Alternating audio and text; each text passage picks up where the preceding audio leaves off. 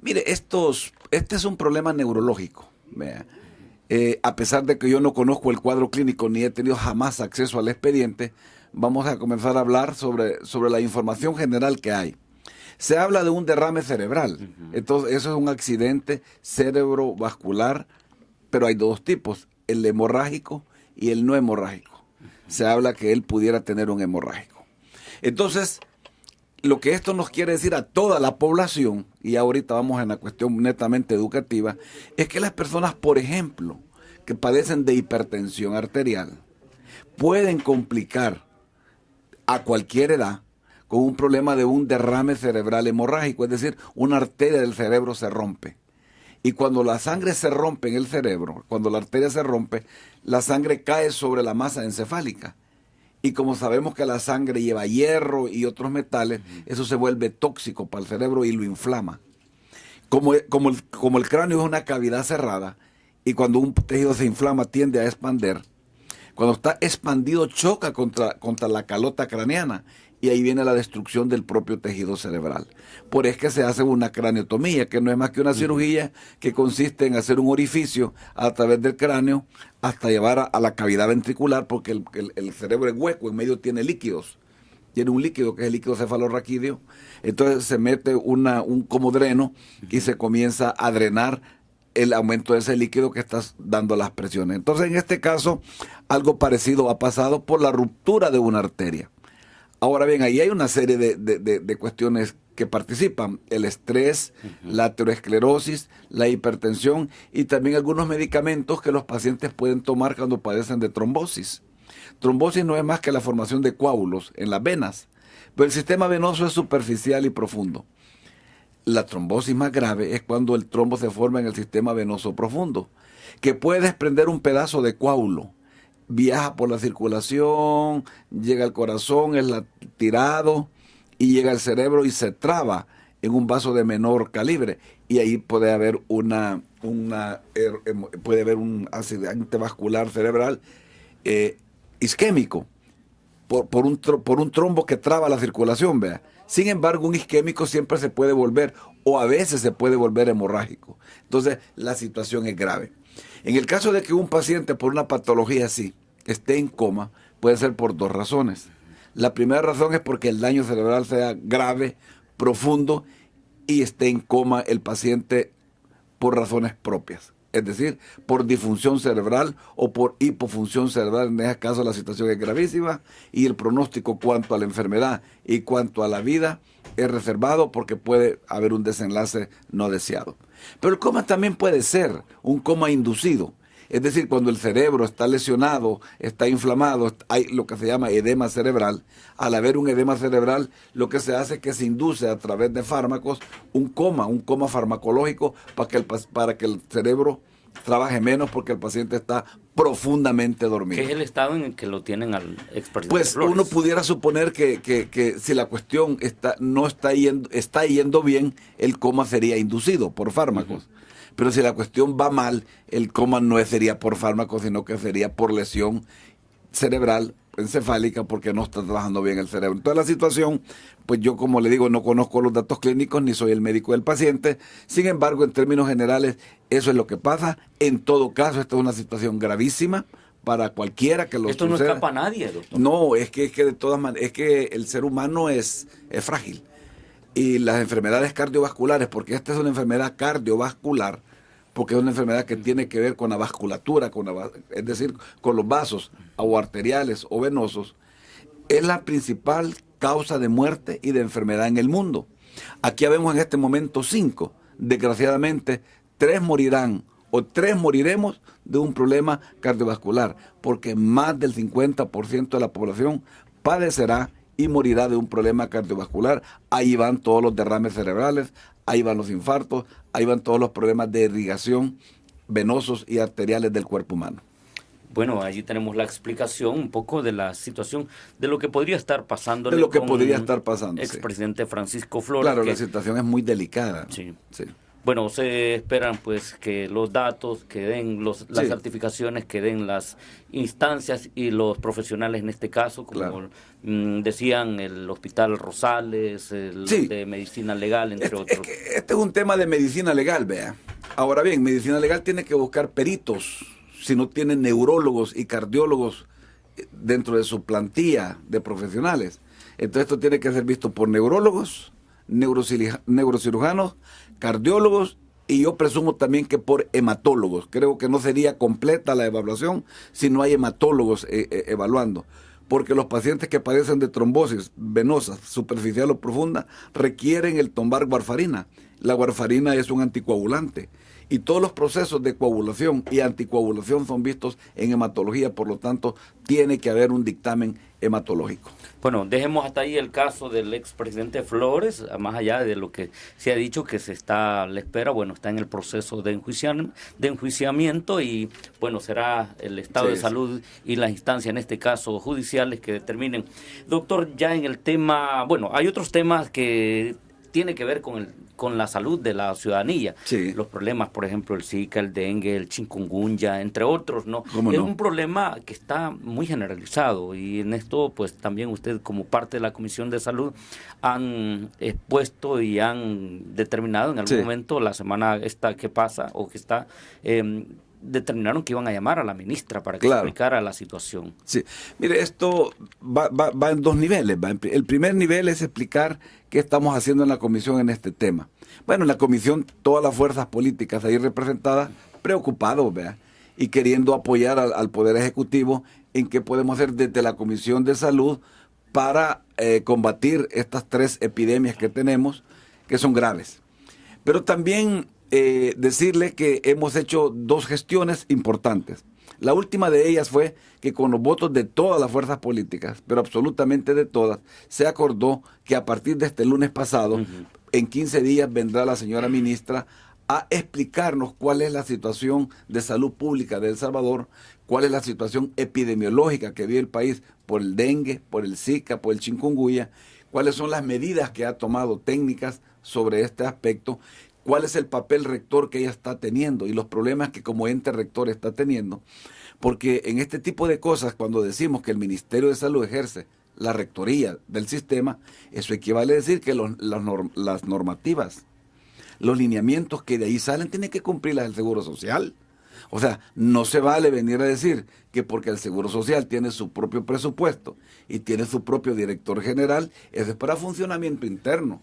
Pero en términos de normativa técnica, de normativa de salud pública, el Seguro Social, Sanidad Militar, Bienestar Magisterial, el Instituto Salvadoreño de Rehabilitación Integral, deben de cumplir toda la normativa. Ese es el papel rector. Entonces nosotros hemos visto como que no hay una armonía, como que no hay una coordinación adecuada en cumplimiento de todas estas normas. Además de eso, el Sistema Nacional de Salud tiene sus miembros titulares, que son los que le acabo de citar. Son 7 en total. 7 en total. Sí. Inclusive últimamente la Dirección Nacional de Medicamentos, que en la legislatura pasada se incorporó, pero tiene colaboradores. Ahí tenemos al Ministerio de Salud, tenemos al Ministerio de Educación. Fíjese usted qué pudiéramos hacer a través de la implementación de una materia a nivel de primaria que tenga que ver con el aspecto de prevención de enfermedad y promoción de la salud. Eso es un nivel primario. Eso lo podría determinar el Ministerio de Educación. No necesariamente pasar por la Asamblea Legislativa que se apruebe la currícula. Sí, no necesariamente. Sin embargo, vea quién ejerce el papel rector. El Ministerio de Salud a través de sus titulares. Quiere decir que los entes colaboradores tienen que someterse a las directrices técnicas y normativas que de ahí salen. Entonces hay como quizás una falta de armonía en el trabajo. Le pongo otro ejemplo. Ya hablamos del Ministerio de Salud. Imagínense de Educación, imagínense lo que sería todas las escuelas del país, todos los alumnos de escuelas, de bachillerato, del tercer ciclo en esta acción. Gobernación. Todos los gobernadores deberían de estar también en este tema. Todos los gobernadores deben estar en este tema. ¿Y qué decir también si se involucrara también el tema de las alcaldías? Ya voy a llegar al tema de las alcaldías. Muy bien. También está el Ministerio de Defensa. Ahí tenemos el tema de sanidad militar. El tema de sanidad militar se mueve a través de un batallón de sanidad militar. Pues este batallón es altamente especializado y tiene gente muy buena. Deberían estar involucradas también todas las unidades militares, en la medida de lo posible, en el combate de este enemigo que es el zancudo. Pero aquí hay dos factores importantes que no podemos olvidar. El tema de ANDA. ANDA también es un ente colaborador del Sistema Nacional de Salud y tiene que cumplir las directrices de sanidad, de sanitarismo que emanan desde el Ministerio de Salud. Cuando el agua no llega adecuadamente a las casas, y hemos visto que no está llegando adecuadamente, más allá de que también están saliendo los recibos con un aumento del 300% que ha golpeado la economía popular. Ahora bien, ¿qué es lo que hace la gente si no hay agua? Guarda agua, compra de pipas, compra barriles, compra guacales, utensilios de cualquier índole. Y si no hay una verdadera educación en salud y no hay un verdadero concepto de prevención de la enfermedad, lo que tenemos es que ahí en el agua se da el ciclo del mosquito. Así que yo creo, y estoy totalmente seguro, que la gran batalla que libramos en estos momentos tiene un enemigo, y ese enemigo es el zancudo, el Aedes aegypti. Entonces, desde luego que nosotros podemos hablar aquí de las complicaciones graves del Zika, de la microcefalia con que nacen, creo yo que el 70% de las mujeres que tuvieron Zika en el primer trimestre, de los graves problemas del dengue, de los graves problemas de chikungunya, que espero que hablemos más adelante. Pero eso lo ocasiona ¿quién? El zancudo. ¿Usted cree que vamos a acabar el zancudo fumigando? No, no. Solo fumigando no vamos a acabar. Y ahí es donde el tema de las alcaldías vuelven a entrar. Y aquí quería entrar el tema de las alcaldías. Las alcaldías, por el Código Municipal y además por la ley del Sistema Nacional de Salud, están involucradas en el nivel primario de atención en salud. Deben de participar por ley. Pero usted ve todas las alcaldías, más allá del color político, esto no importa en este momento, fumigan, todos hemos visto que fumigan.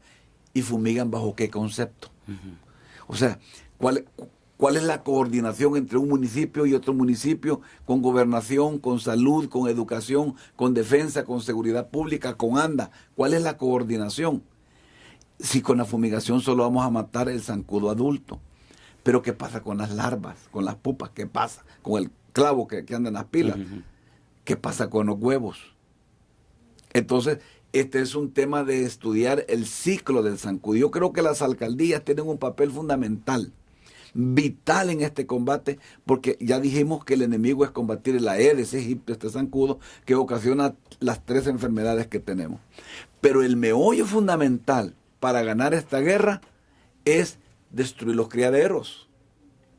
Si no destruimos los criaderos de zancudos, el ciclo sigue adelante.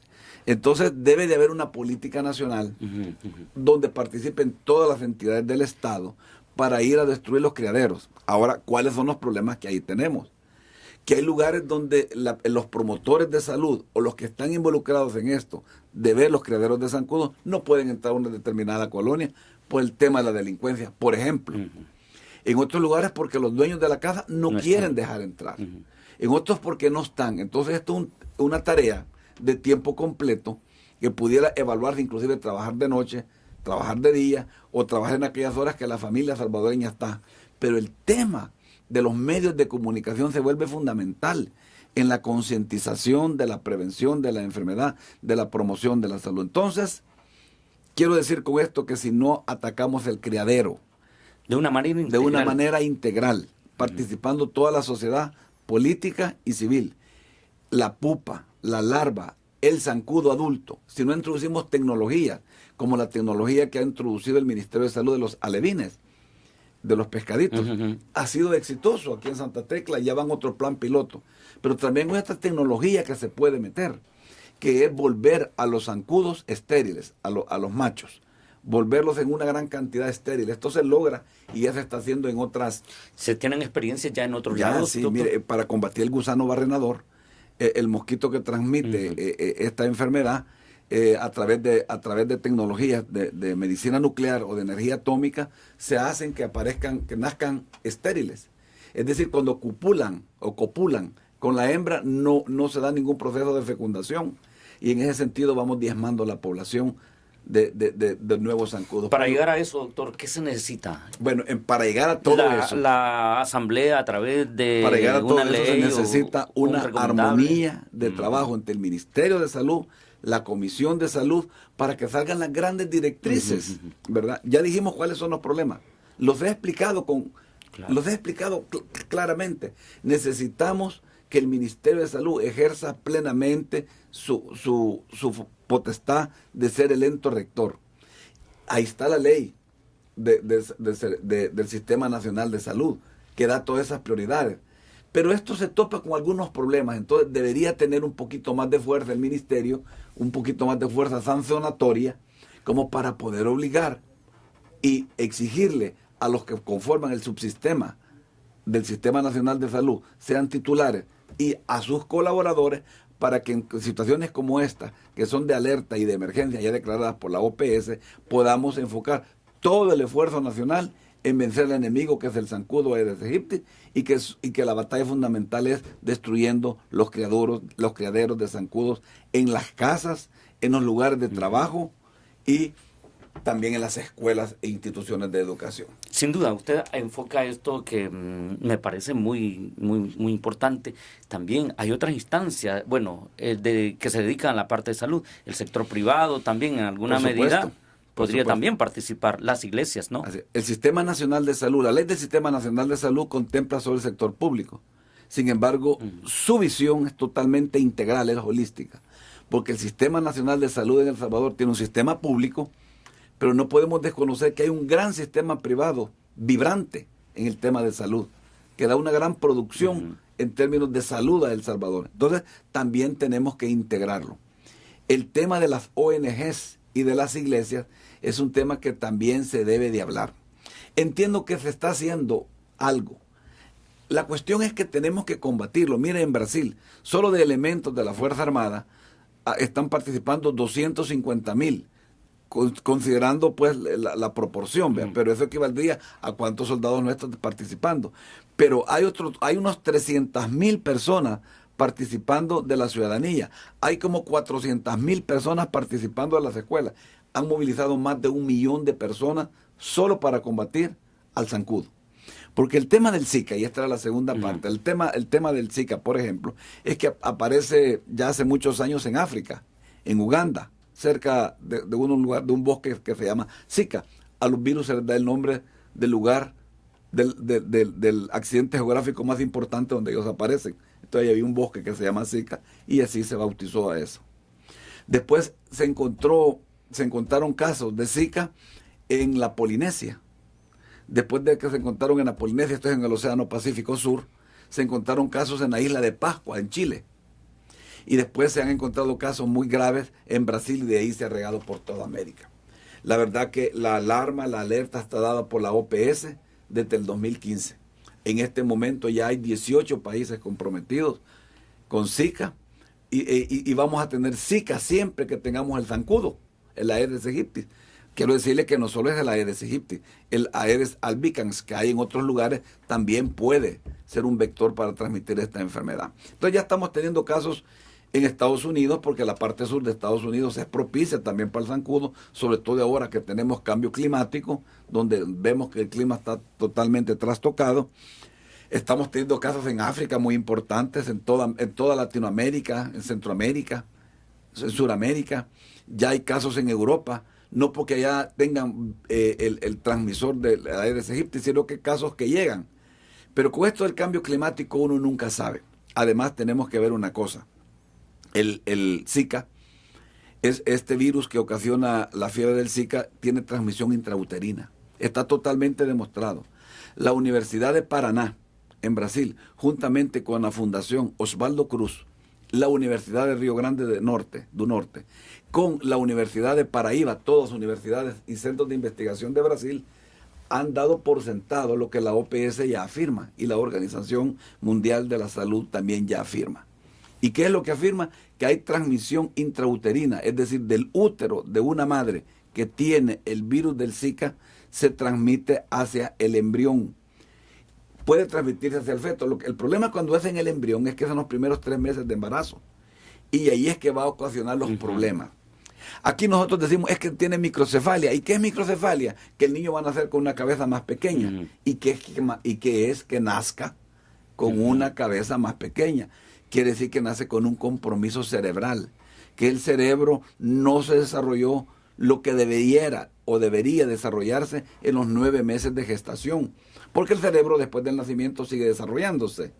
Sin embargo, debe desarrollarse de una medida determinada en los 9 meses, debe de crecer y debe tener una funcionalidad íntegra.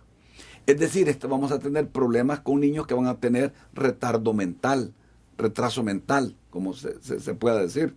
Vamos a tener un nivel cognitivo más bajo. O sea, son personas que no van a aprender o van a tener problemas motores de sensibilidad graves. Ahora bien, no solo esos problemas puede haber también meningitis, encefalitis, meningoencefalitis, y puede haber un síndrome que se llama síndrome de Fisher también, que es grave en el cerebro. Entonces, esto cuanto a la mujer embarazada que tuvo Zika en el primer trimestre. Lo que no podemos olvidar es que en este momento que la epidemia va creciendo, porque aún sin llover estamos teniendo casos muy importantes. Imagínese usted cuando ya en abril comienzan las primeras tormentas y en mayo que llueve más allá que el próximo invierno tenga una sequía, siempre va a estar lloviendo de vez en cuando. Entonces vamos a tener mayores depósitos de agua en el territorio nacional que se vuelven criaderos, y de ahí vuelve todo lo que he dicho. En ese sentido, en los adultos podemos tener el síndrome de Guillain-Barré por el Zika, ¿no es cierto? Ya tenemos correlación clínica, porque en esto del Zika, la fisiopatología y la etiopatología todavía están siendo de mucho estudio. Pero ya tenemos una correlación clínica de que una gran cantidad de pacientes que sufren Zika, que son adultos, pueden venir a tener una complicación que es el síndrome de Guillain-Barré, que es un síndrome neurológico, y que consiste en que la membrana que envuelve al nervio, que se llama mielina, comienza a tener un grave problema que se manifiesta por una pérdida de la fuerza que va en ascendencia de los miembros inferiores hacia arriba. Entonces se comienza a perder la fuerza de los miembros inferiores por problemas de contracción muscular, entonces se vuelve neuromuscular y va de los miembros inferiores, de las piernas, pasa a los muslos, pasa hasta el abdomen, y cuando compromete los músculos de la respiración, principalmente el músculo fundamental de la respiración, que es el diafragma, viene la muerte. Ve usted por qué en términos entonces de políticas públicas en salud tenemos que coordinar el esfuerzo como Comisión de Salud con el Ministerio de Salud para combatir al mosquito, para combatir las complicaciones de las enfermedades, y ya más adelante le voy a hablar del tema de la vacuna del dengue. Se espera entonces, doctor, bueno, el lunes acordaron ustedes traer o citar a la doctora Violeta Mengíbar para que consultarle sobre eso y entre otras esas recomendaciones. Esas cuestiones. Y yo particularmente le voy a preguntar a la doctora qué han decidido como ministerio, como gobierno de la República con relación a la vacuna del dengue. La vacuna del dengue ya en México ha sido aceptada y va a comenzar a ser utilizada en la población. En Brasil también en los próximos meses va a comenzar a ser utilizada, en Filipinas también y en muchos países del mundo.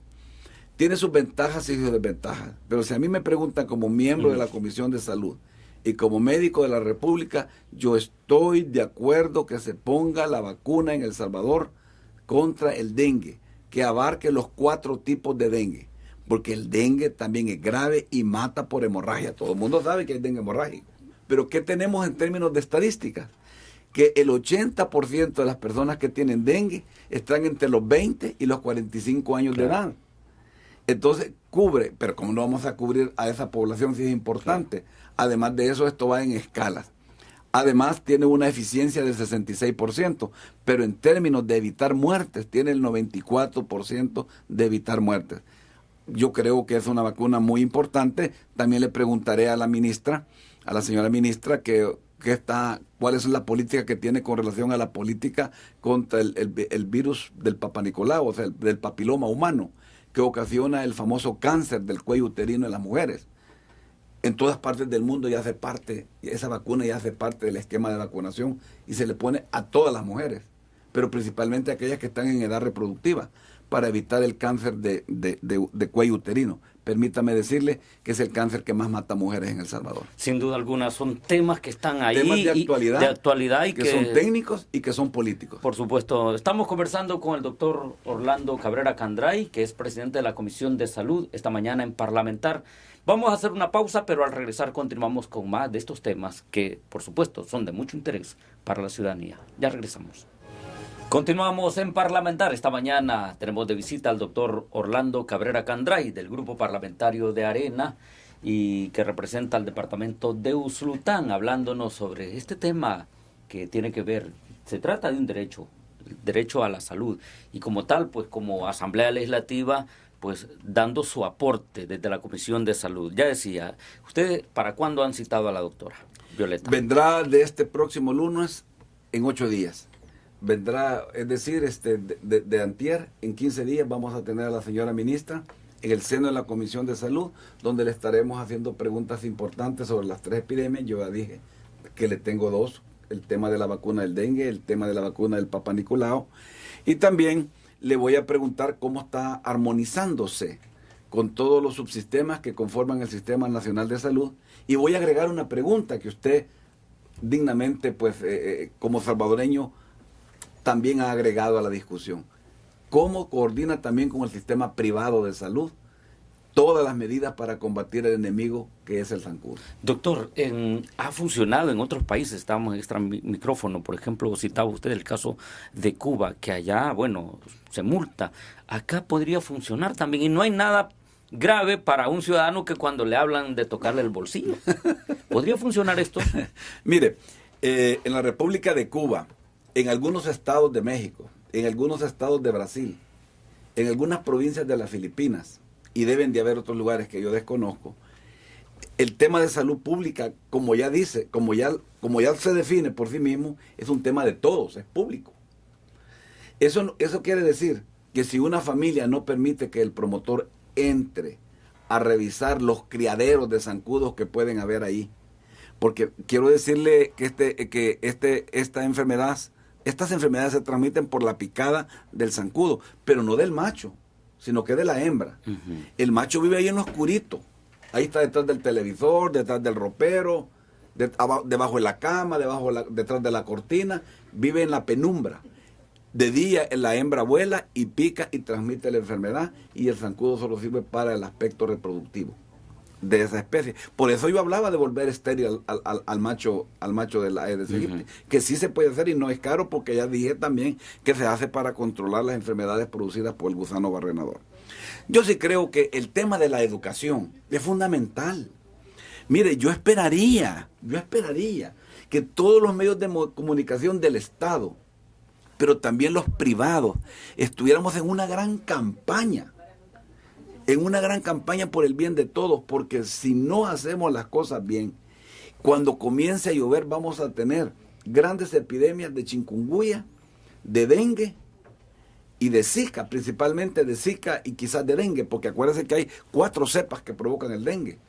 Entonces, y aquí la más frecuente es el tipo 2, pero la persona cuando por segunda vez le da dengue es cuando puede complicar con un dengue hemorrágico.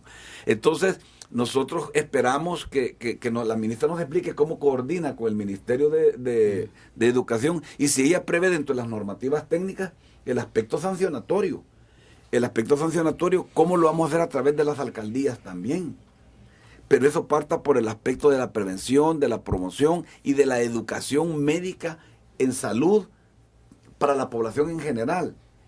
El aspecto preventivo del mosquito. Mire, es fundamental. Esta es una batalla contra el mosquito. La sociedad contra el mosquito, y debe de participar toda la sociedad. El aspecto educativo fundamental. Doctor, usted hablaba como, por ejemplo, el tema de la Fuerza Armada. En aquellos lugares donde usted refería, no pueden entrar algunas veces las brigadas médicas. Sí. Sería interesante, partiendo de que la Fuerza Armada o la Policía Nacional Civil, coordinar previamente y decir, bueno, aquí vamos a entrar y vamos a entrar, como sea, sí, vamos a entrar. Es ahí donde también el sistema ponerse en función de todo. Agregaremos, ¿no?, esa pregunta también. O sea, ¿por qué la Fuerza Armada no hace primero una ocupación territorial donde van a andar los promotores? La policía dando el aspecto de seguridad, ciudadana y seguridad pública, y los promotores ejerciendo su trabajo de fumigación, de entregar los alevines y de dar la educación pertinente a la ciudadanía para que todos nos involucremos. Y yo creo que la mano legal del Estado, la fuerza del Estado, tiene que entrar, porque entonces sí estamos en estado fallido. Si la policía no puede entrar, si la Fuerza Armada no puede entrar a un lugar porque no la dejan entrar y los promotores de salud no pueden hacer su trabajo, ¿cómo se le llama eso? Lugares territoriales donde el Estado no puede ejercer su jurisdicción. Aquí juega un papel importante, decía usted, la alcaldía a través de su cuerpo de agentes municipales. Puede ser también que en algunas cosas pueden coordinar. Igualmente los líderes comunales, los directivos de la zona, porque son los que conocen perfectamente. La sociedad civil organizada, como decía, las ONG, las iglesias, otras ONG que tenemos, pero las alcaldías sí tienen un papel fundamental. Y es que las alcaldías no es que si quieren, es que el Código Civil las manda a que tengan un papel protagónico en el nivel primario de atención. ¿Y cuál es el nivel primario de atención? Prevención de las enfermedades, promoción de la salud. Son obligadas a tener profesionales que entiendan de nivel primario. Si no lo hacen, pues mire, deberían de ser sancionadas. Es que es la verdad.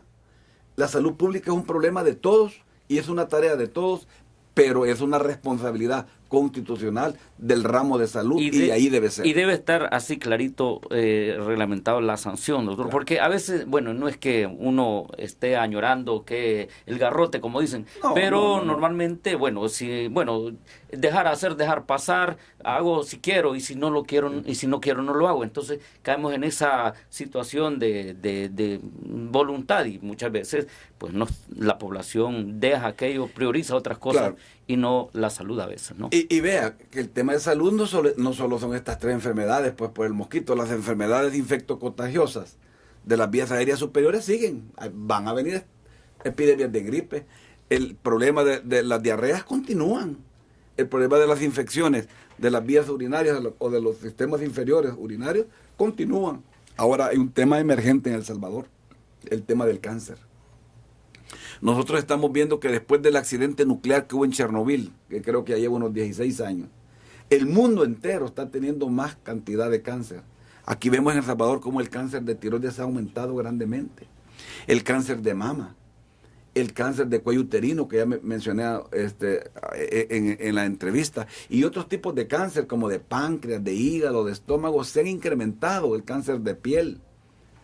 Entonces tenemos una epidemia importante y a mí me gustaría también preguntarle a la señora ministra cómo va el proyecto que ella tiene de la unidad de cáncer del Ministerio de Salud. El Salvador está muy bien en términos privados, en términos tecnológicos, técnicos y científicos de combatir el cáncer a nivel privado. Sin embargo, a nivel público aún no, a pesar de que el Seguro Social tiene buenos equipos y tiene quimioterapias adecuadas para combatir el cáncer, pero no da abasto. Mucho menos va a poder dar abasto para hacer convenios con el Ministerio de Salud para poder atenderle a los pacientes de salud. Entonces, hay que buscar los mecanismos. Desde luego, esto requiere muchos recursos. Y también tenemos que decirle con claridad a la población, ni los países ricos y desarrollados tienen el dinero suficiente para gastar lo que se requiere en salud. Entonces, como las necesidades son muchas, tenemos que priorizar. Las epidemias es una priorización, pero también las enfermedades crónicas degenerativas y no degenerativas también son una priorización. ¿Por qué le digo esto? Porque el perfil epidemiológico que actualmente enfrenta el país tiene enfermedades infectocontagiosas como las que hemos estado hablando, pero también está comenzando a tener enfermedades como la hipertensión arterial, la diabetes y otras que son graves y que también están comprometiendo a la población mayor, y que algunas son degenerativas y otras no son degenerativas, pero tenemos aquellas que son consideradas gravísimas, como las del cáncer. Si hacemos también el tema de la prevención y de la promoción de salud para estas enfermedades, vamos a salir adelante. Hay un tema fundamental cuando hablamos de salud, el agua. El agua es vital. Si el 80%, 90% de nuestro cuerpo es agua, el agua es importante en la higiene, en la preparación de alimentos, en el aseo personal.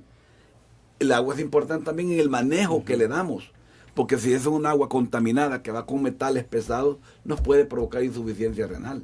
El Salvador enfrenta un grave problema de la nefropatía mesoamericana, que está ocasionando grandes cantidades de muertos. Hay un estudio muy importante de un nefrólogo salvadoreño, que ha ganado inclusive un premio a nivel de Ministerio de Salud, que habla de las posibles determinantes. Todavía no dice taxativamente que es por esto. Dice, no podemos al momento afirmar que los agentes etiológicos sean estos, porque existen los agentes etiológicos emergentes, pero le existen los de siempre. ¿Y cuáles son los de siempre? Diabetes, hipertensión arterial, estrés hídrico, que es no tomar agua, el estrés calórico, que es someterse al calor sin tomar agua adecuadamente. Entonces, eso está ocasionando grave insuficiencia renal. El departamento del que yo soy originario, Usulután, en toda la zona costera, léase, la mitad de los municipios del departamento, aproximadamente 12 o 13, tienen graves problemas de insuficiencia renal. El departamento de La Paz, de San Vicente, de San Miguel, prácticamente toda la zona. Mire, yo creo que toda la zona costera de El Salvador tiene, alguna zona costera del Pacífico también, de Nicaragua y de México. Esto ha sido llamado como una nefropatía mesoamericana, que es muy parecida a una nefropatía de los Balcanes, allá en Europa también. Está haciendo una investigación mundial sobre este tema, si es una nueva forma de lesión del riñón o qué es lo que está pasando. Sin embargo, el aspecto preventivo nosotros tenemos que tomarlo muy en cuenta. Y aquí una vez más, la sociedad civil debe de participar. Una vez más, el Estado, a través del ramo de salud en el Sistema Nacional de Salud y el sistema privado, deben de participar.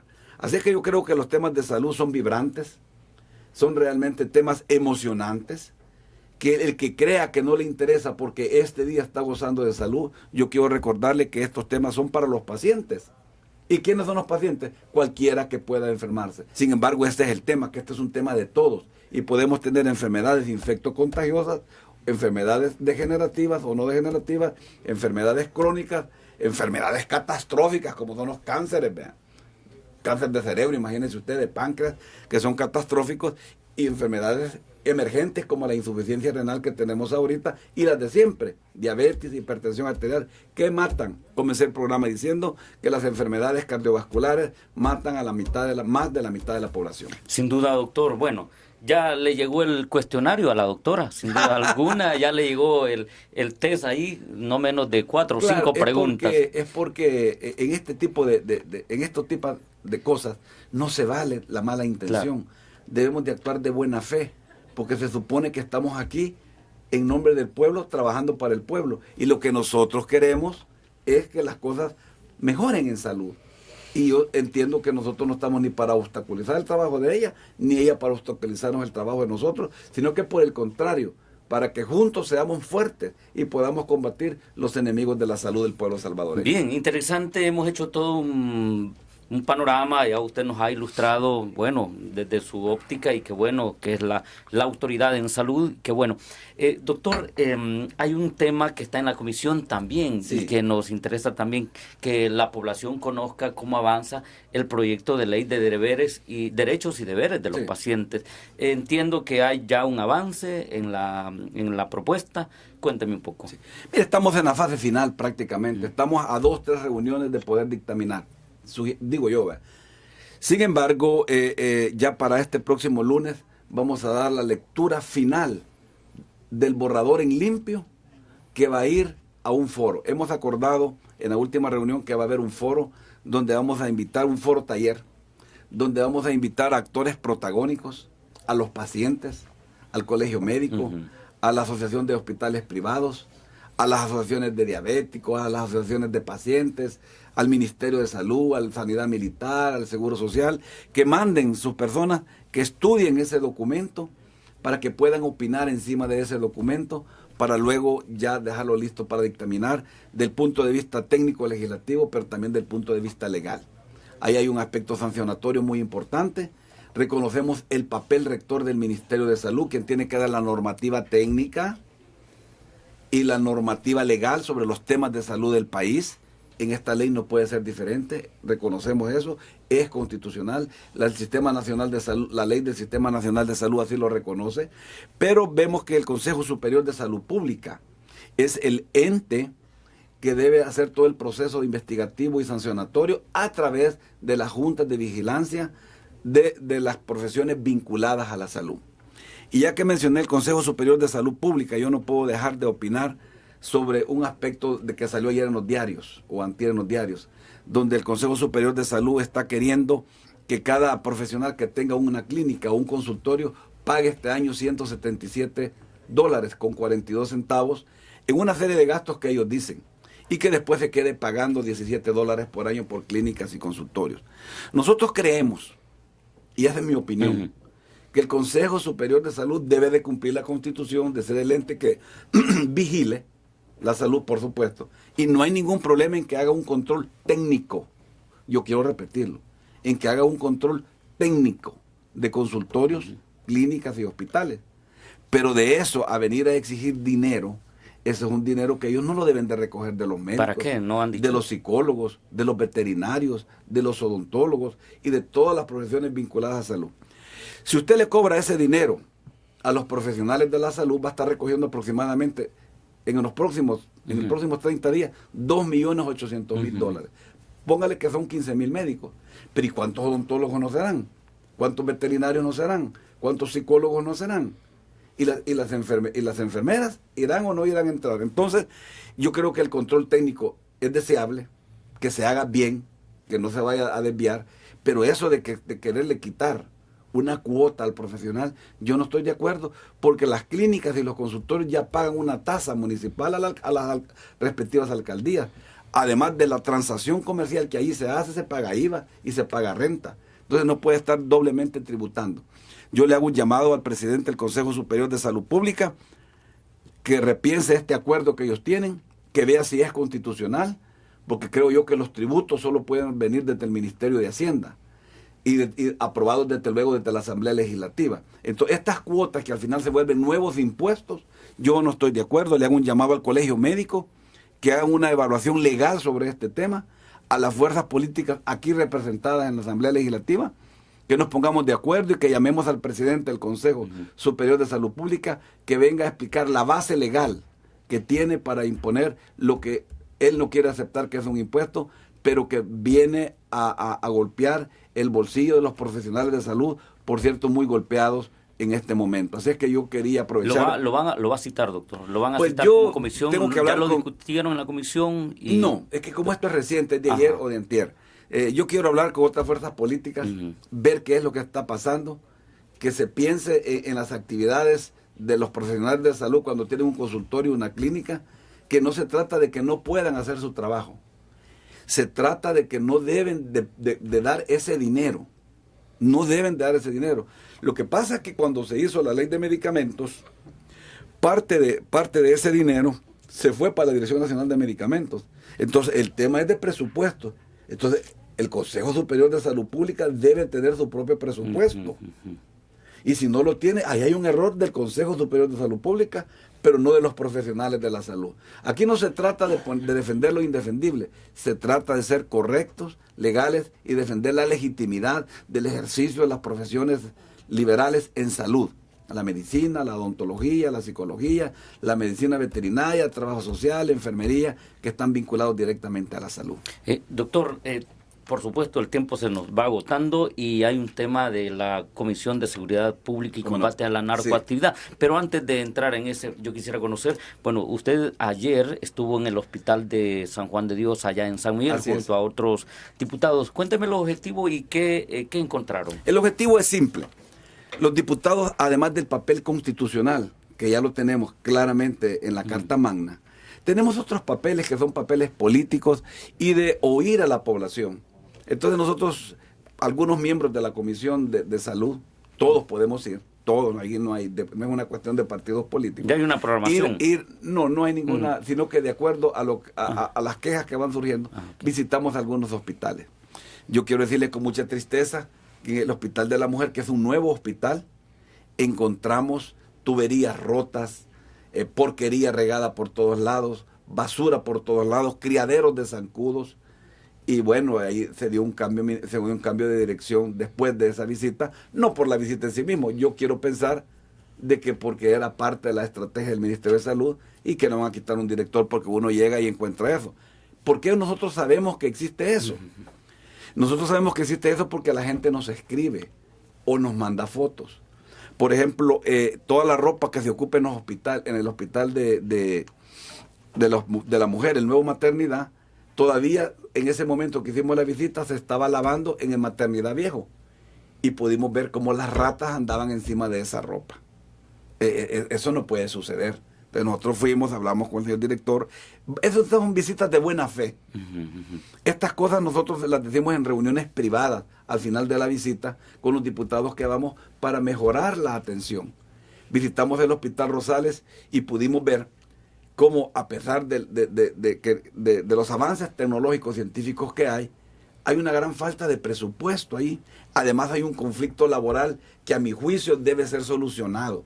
Yo creo que la Procuraduría de los Derechos Humanos tiene que participar en ese tema, porque mientras ese conflicto de intereses esté ahí adentro, el único afectado es el paciente y no es posible la persecución, el acoso laboral contra especialistas de primer nivel y que cuando los echan, por ejemplo, cuando echan al doctor Valencia, que es el jefe de hemato-oncología, todas las pacientes que tienen cáncer de vaso sanguíneo o cáncer de sangre quedan abandonados. No porque no hayan otros profesionales de primer nivel, sí los hay. Lo que pasa es que el que se va, además de que se va injustamente e ilegalmente, deja pacientes abandonados y deja un rastro de 40, 35 años de experiencia profesional que no es comparable a los que van iniciando las carreras. Ayer estuvimos en San Miguel. Es un hospital, yo debo decirlo, la señora directora me parece que lo tiene bastante bien. Encontramos menos desorden, pero encontramos un problema muy importante en los ascensores. Ahí hay 7 a 8 ascensores y solo hay un ascensor funcionando. Y mire, que cualquiera diría que esto no tiene que ver con la salud. Claro que tiene que ver. Si a través de los ascensores usted maneja a los pacientes por todo el edificio, maneja los cadáveres que lamentablemente suceden, maneja la basura, los contaminantes, los radioactivos. Y si solo tiene uno, usted tiene contaminado ese ascensor. Maneja la ropa de cama de los pacientes, maneja la ropa de cirugía, maneja pues los trabajadores se mueven a través de ese ascensor y si está contaminado, contaminan todas las dependencias del hospital. También encontramos un poco de falta de medicamentos, falta de personal de enfermería y de médicos. Pudimos ver que hay buenas máquinas de hemodiálisis funcionando, sin embargo faltan nefrólogos a tiempo completo.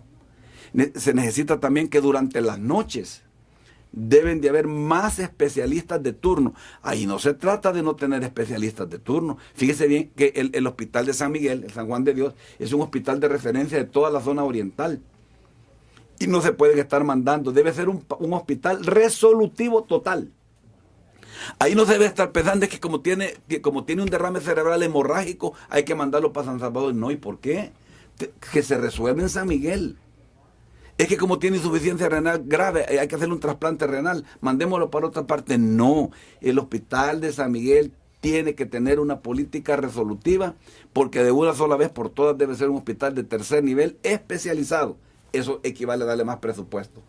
Eso le iba a preguntar, falta de recursos. Eso equivale, falta más de recursos, y eso no es culpa de la directora, obviamente, sino que esto debe ser discutido en el sistema, en el seno del Ministerio de Salud, para qué presupuesto necesita para hacer un hospital de tercer nivel especializado, que venga en el presupuesto o que se puedan hacer las transferencias presupuestarias que se necesiten. Vimos otro problema que está relacionado a que los sindicatos no están bien desarrollados ahí. Y tuvimos algunas quejas un poco críticas que tienen que ver con algunos cobros ilegales que se están haciendo. Se lo he comentado a la señora ministra de Salud, ella está al tanto. Cobros doctor, ilegales que le hacen a los pacientes. Porque eso estaba prohibido, ¿cierto? Sí, es que eso sería esto, por eso digo, cobros ilegales. Vea que se hacen por ahí, la gente contó, no presentan pruebas también. Entonces un tema difícil, ¿vea?, de investigar. Sin embargo, yo se lo he contado a la señora ministra, se lo he contado a la señora directora, se lo he contado a los médicos, para que todo el mundo se ponga a la expectativa, y ojalá que sea mentira. Ojalá que sea mentira. Sin embargo, se rumora eso, se rumoraron problemas de nepotismo que hay por ahí. A lo mejor sí, a lo mejor no. Este es un tipo de problema. Para eso es la visita, para hablar con franqueza. Por eso es que hay un momento que en la visita nosotros nos reunimos en privado con el señor director o la señora directora y de, mire, puede ser inexacto esto, pero esto es lo que se comenta. Y los directores, mire, todos han sido muy colaboradores. Todos han sido muy colaboradores. No se trata después de andar haciendo comentarios que no tengan nada que ver, sino que ese es nuestro trabajo también como diputados, ir al terreno. Igualmente yo esperaría que se visitara ANDA para que se pueda ver el problema de los recibos, que se visitara SER, que los diputados involucrados de todos los partidos visitaran esto, visitaran a los ganaderos, visitaran a los agricultores, a los pescadores, que visitaran a los penales, que visitaran la policía. Mira, es denigrante a veces llegar a un puesto de policía y que no hay colchones para que ellos duerman adecuadamente. Que no tengan las condiciones mínimas de trabajo o la alimentación adecuada. Eso es denigrante. Mucho más denigrante a veces que los soldados no tienen la alimentación adecuada y tienen que estar comiendo sus latas. Bueno, un soldado es un soldado. Sin embargo, eso no quiere decir que no tiene condiciones mínimas para cumplir las operaciones militares que se le mandan a cumplir. Sin duda son de las tareas que hacen los diputados, diputadas. ¿La próxima visita la tienen programada? No tenemos ninguna visita programada. Yo veo que ya el tiempo se está terminando. Quería comentar el tema de los cambios que hubieron por favor, de los titulares. Lo anunciamos, su expectativa en el tema de seguridad. Mis expectativas son buenas. Yo creo que el que está asumiendo el ministerio, el comisionado Landaverde, Ramírez Landaverde, tiene una visión que él cree mucho en la prevención, mucho. Sin embargo, no deja de lado el aspecto represivo del delito. O sea, yo veo ahí como que no es un cambio más, sino que como que puede haber un cambio no solo de estilo, sino que de profundidad. Ojalá, yo le deseo buena suerte. Nosotros en la Comisión de Seguridad Pública y Combate a la Narcoactividad trabajamos fuertemente, muy cercanos a los titulares de seguridad pública, muy cercanos a los titulares de centros penales, al propio ministerio, a la Academia de Seguridad Pública. Yo siempre he tenido una idea que lamentablemente no ha tenido consenso y por eso no la he presentado, porque la voy a presentar hasta que tenga consenso. Que de la misma manera que la Academia, debería de haber una Academia de Seguridad Pública para el futuro que forme elementos policiales, agentes, hasta un grado determinado. Y que ahí que sea el crisol donde se forman los oficiales de la policía. Y que una vez salgan de ahí, salgan con un grado determinado y de ahí puedan hacer la carrera hasta comisionado general. Pero también debería haber una escuela de comando policial, una escuela de especialización policial, para que también puedan entrar a las partes del alto mando de la policía, porque la policía debe tener un alto mando, debe tener un Estado Mayor policial que haga las funciones propias de un alto mando en el contexto de una Policía Nacional Civil. También creo yo que la policía debería tener un subsistema de salud para ellos. En otras partes existen los hospitales y el sistema de salud, que es un sistema más. Bueno, lo tiene el hospital militar, lo tienen los militares. Podría ser que la policía lo tenga, ¿no? o buscarse que los militares y los policías puedan tener, o los profesores. Pero mire, esto no solo es importante para los policías, que haya un sistema de salud para ellos propio, sino que es una reserva estratégica en caso de desastres. Porque en caso de desastre, la reserva estratégica que tenemos, además del Ministerio de Salud, es la Fuerza Armada en términos de sanidad militar, en términos de su hospital militar central y el de Oriente. Pues yo creo que si hubiera un hospital también de la policía, que fuera los regionales. Una iniciativa para la Comisión de Salud, ¿no crees? Por ahí podría ser. Debería de haber. Ajá. Mire, una reserva estratégica en casos de desastre es importantísimo, donde también los bomberos puedan llegar. A mí me pueden decir, no tienen derecho a seguro social. No, es que también los delincuentes tienen derecho a seguro social, muchos. Y ahí se pueden encontrar ahí adentro. Además, miren, no es posible que las personas que andan exponiendo el pellejo y la vida por nosotros no tengan algunos privilegios. Y un privilegio es tener un buen sistema nacional de salud. No solo ellos, sino que todo el pueblo salvadoreño. Pero en este momento de crisis que va para largo, yo creo que se debería por lo menos comenzar a pensar en hacerlo bien. Diputado, muchísimas gracias. Realmente el tiempo se nos agota, pero quedamos comprometidos para la próxima, doctor, que podamos tenerlo nuevamente en este espacio parlamentario. Muchas gracias. Ojalá podamos y en la próxima vez hablar más del tema de seguridad, pero otros temas que a mí me fascinan. El tema de la cultura, el tema de la educación y el tema de hacer de Usulután, mi departamento, que vuelva a ser el granero de la República. Porque ahora Usulután sigue siendo un granero, pero un granero vacío. Un saludo especial para toda la audiencia de Televisión Legislativa, para Radio Legislativa y que Dios nos bendiga abundantemente a todos. Como no, muchísimas gracias al doctor Orlando Cabrera Candray en este espacio parlamentar, como es habitual todos los días acá. Mañana en este espacio va a estar el diputado Juan Carlos Mendoza del Grupo Parlamentario de Gana, siempre abordando temas de interés nacional. A todos y a todas, muy buenos días.